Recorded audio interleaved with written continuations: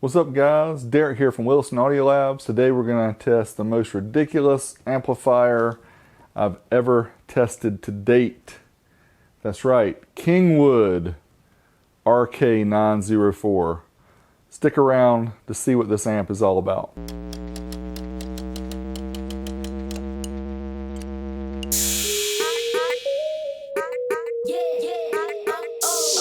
My name is Derek and I test amplifiers to see how much power they actually put out. If you enjoy those kind of things, make sure you subscribe to my channel. Let's go on and see what we have today. Alright, so as promised, we're going to take a look at this Kingwood 1000 watt turbocharged audio product. Yeah, what does turbocharged mean? It does say it's max power, 4-channel power IC amplifier with built-in subwoofer. Built-in what? Good evening, friends. Dick Riculous here, reporting live for WBIGD TV. Alright, so you know it's bad when Dick Riculous has to join us.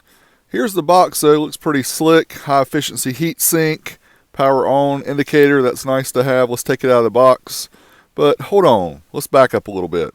Put it back in the box. What do we got here and what is this all about? Well, this is what we call Flea Market amplifier. And the idea of these is when you're out at a flea market, you run across a vendor that's selling something like this.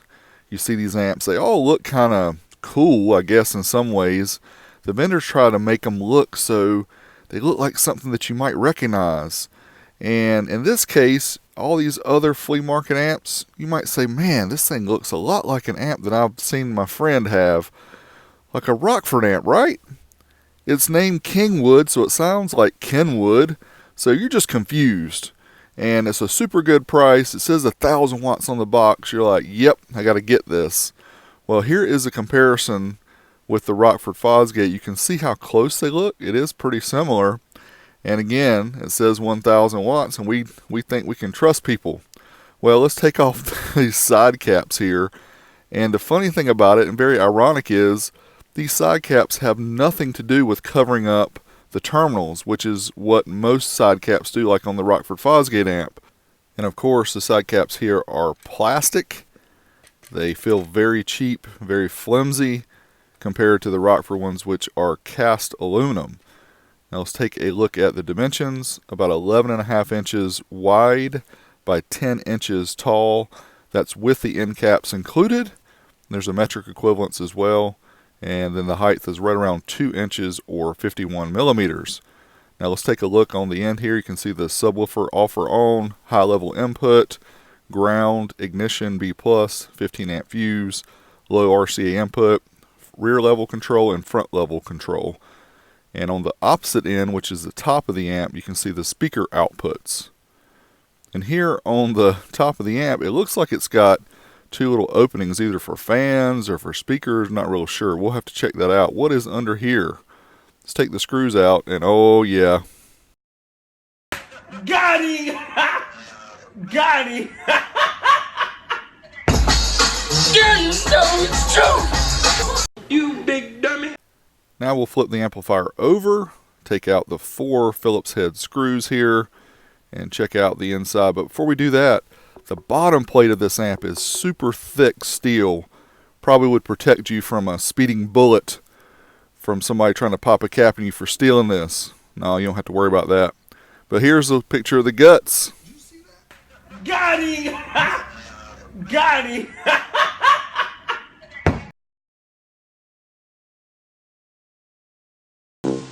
Where's the beef? Hey, where's the beef? I don't think there's anybody back there. So you really don't have to know much about amplifiers to notice by looking at the guts here. There's not a lot going on. Single-sided board all through the whole components. And the audio amplification is based on this TDA 1558 chip. And you see here's a spec sheet rated 2 by 22 watts or 4 by 11. Since there's 2 chips here, we're going to assume it's 4 by 22. Here's a gut shot comparison of the Kingwood on the left. Rockford Fosgate Punch 120A2 on the right. The Rockford's only rated 30 watts by 2, so gives you an idea of how much of a joke the Kingwood is. So now, let's get it up on the bench. Even though we know it's not going to be very impressive, let's get it wired up here. And yeah, you can see we got it hooked up to the dyno. We've got the front 2 channels going to the dyno, and then we have the rear channels going to the dummy loads. That way we have all the channels loaded. Let's power up the amp. We'll also turn on the amp dyno. Those who are not aware, the amplifier dyno measures RMS power output from an amplifier. So here we go. We're going to first start off with a 4 ohm test. Again, we're testing all 4 channels. We're actually testing 2 and all 4 channels are loaded.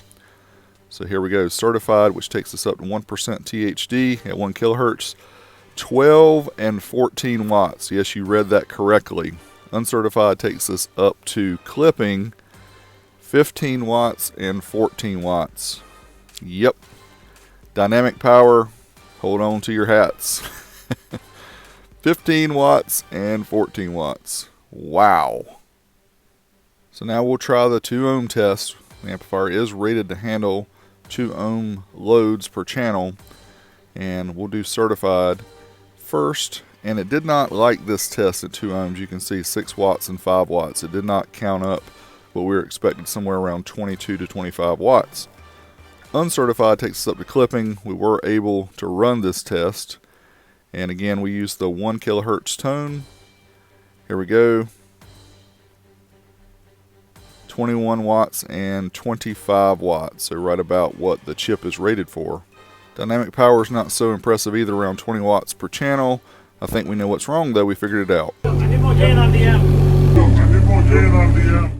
Here are the results of the Kingwood 4-channel 1000 watt IC amplifier.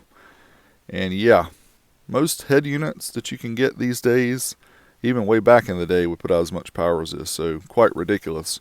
Now, we're going to do a subwoofer test and flip this little switch here on the amp, but we were quite afraid that if we did this, that we might cause problems in the atmosphere, start earthquakes, things like that, just like this. You big dummy. Alright guys, there you have my test and video of the Kingwood RK-904. What a joke. This is a typical flea market amplifier from back in the 90s and 2000s, where they tried to get you, when you're walking through the flea market, looking for your deals, you see this amplifier. Wow, it looks like a Rockford Fosgate amp. It has a wood in it, so you're thinking Kenwood. If you really don't know that much, then you might have just grabbed one thinking you're really getting something, a deal that your buddies don't even know about. But in all honesty, these things were junk. But I still think it's cool to be able to have one to show to you guys, even though it's many years after this thing was made, and I'm sure they don't sell them anymore, so nobody's going to buy one anymore anyway. But how cool is it to have end caps that don't cover anything? They're plastic, piece of junk, no good, and it's got a 15 amp fuse and it says 1000 watts. What a joke. But it was fun test, fun to show you guys a comparison of this amp versus the Rockford Fosgate amp that it's trying to look like. And yes, the built-in subwoofer, they forgot switch to be added to the end of that. It has a subwoofer switch, which all it does is adds a low pass filter to the front channels. So you can give your front channel subwoofers 15 watts per channel. Yeah, they'll be thumping. Thanks as always for watching, guys. Appreciate it. Smash the thumbs up. Not because you like the amp, because you like my video. I appreciate it. Feedback below, comment below. Make sure you're subscribed if you like my content. Till next time, you know where I'm at. I'm out of here.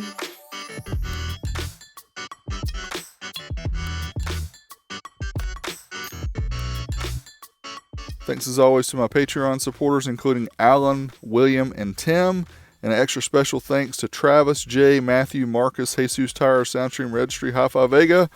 Big D, I'm out of here.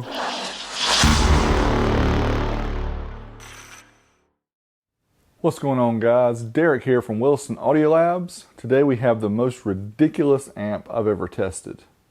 So stay tuned so you can see it. So have you ever seen an amplifier with a built-in subwoofer?